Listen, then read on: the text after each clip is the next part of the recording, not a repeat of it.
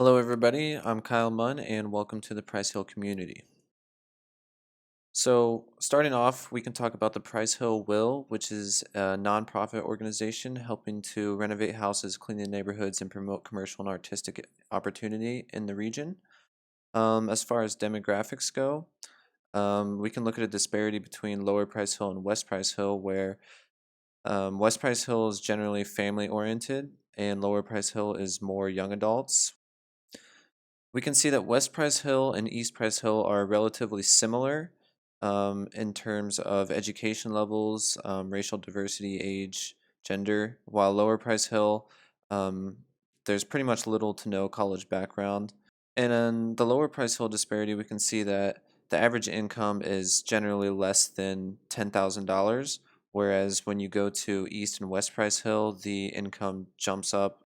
This is related to food deserts. So every black dot represents a grocery store, and as we can see that most of Price Hill does not have a grocery store within a 15-minute walk, and some of Price Hill does not have a grocery store within a 15-minute bus ride.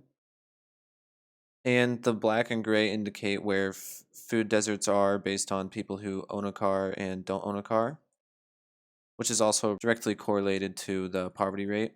So for my side, I did community engagement in Lower Price Hill, which is Site D.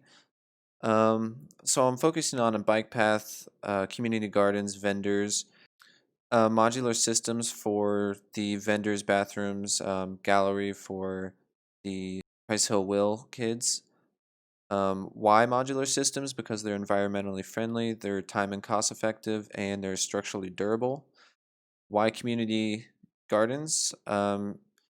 It creates public gardens that offer a community a fresh source of produce, which could also serve as a food bank or a hobby to local horticulturists.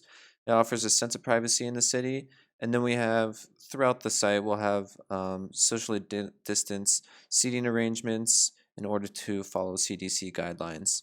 And here is a master plan done by Kuda Studios, where I'm implementing community gardens as well as vendors throughout the site. Hi, my name is Braden Templeton. I'm in the community group and I'm focusing on food accessibility in West Price Hill, and I have Site B on Glenway Avenue.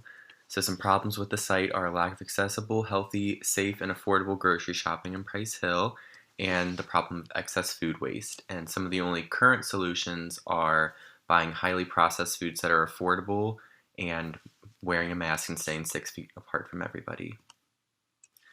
So some improvements I'm proposing are using programming and technology like sterilizing UV light and hand washing stations, and also redirecting damaged or unattractive produce from larger grocery chains to a Price Hill local co-op. Continued improvements are an example. I know Chef Lindsay, and I've worked with her, and she owns the Jaded Fork, which works with Finley Kitchen and Over the Rhine, and they do nonprofit work teaching the community basic culinary and food skills. So really involving the residents from the step one of growing the food to serving the food to their neighbors. Here's just an infographic if you'd like to look over that about the benefits to farmers and to the community of supporting a local farming initiative and local produce.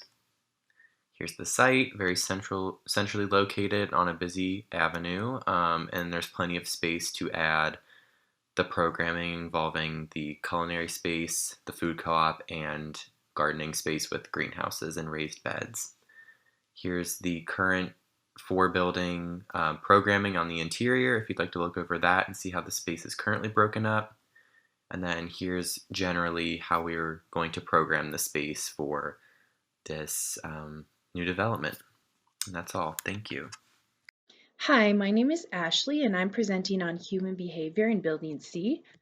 First, I'd like to start out by introducing some improvements that I think could be added to the current solutions for COVID-19.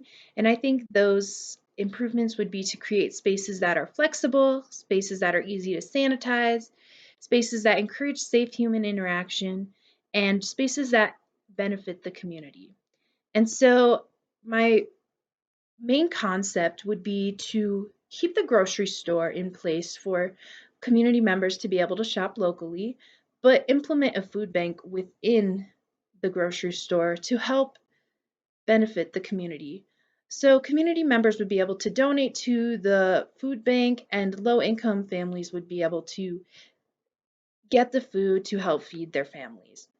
I think it would also be important to create some sort of community engagement space, and this space would be flexible and safe for anyone in the community to use. So, the main objectives that I have come up with are to create a welcoming space for the entire community, and it should not only encourage community engagement, but also give members a sense of safety and comfort. I think it's also important that the space is accessible and affordable to everyone in the community. Hi, my name is Hannah Loftspring. Today I'm going to be talking about a food co-op in addition to affordable living. In East Price Hill, there is already the Price Hill Community Garden, and so my concept is to combine this garden with the food co-op, and hopefully this will provide benefits such as house care and community connections between community members, such as forming closer relationships, while also following guidelines to slow and prevent the spread of COVID-19. So some of the research I did was looking into the jobs and positions that would become available from this concept, and I found a number of positions that would require somewhere between 15 and 18 employees. And I looked into the space available in the building, and it could house somewhere between 16 and 40 tenants of singles or partners or families.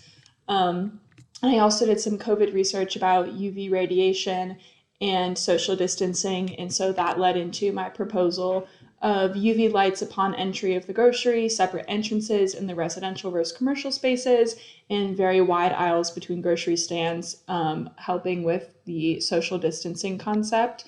This is a site map of where my building is located, the Masonic Lodge in East Price Hill, and this is a section diagram showing my proposal for the residential space and the more commercial space, including the indoor solarium greenhouse.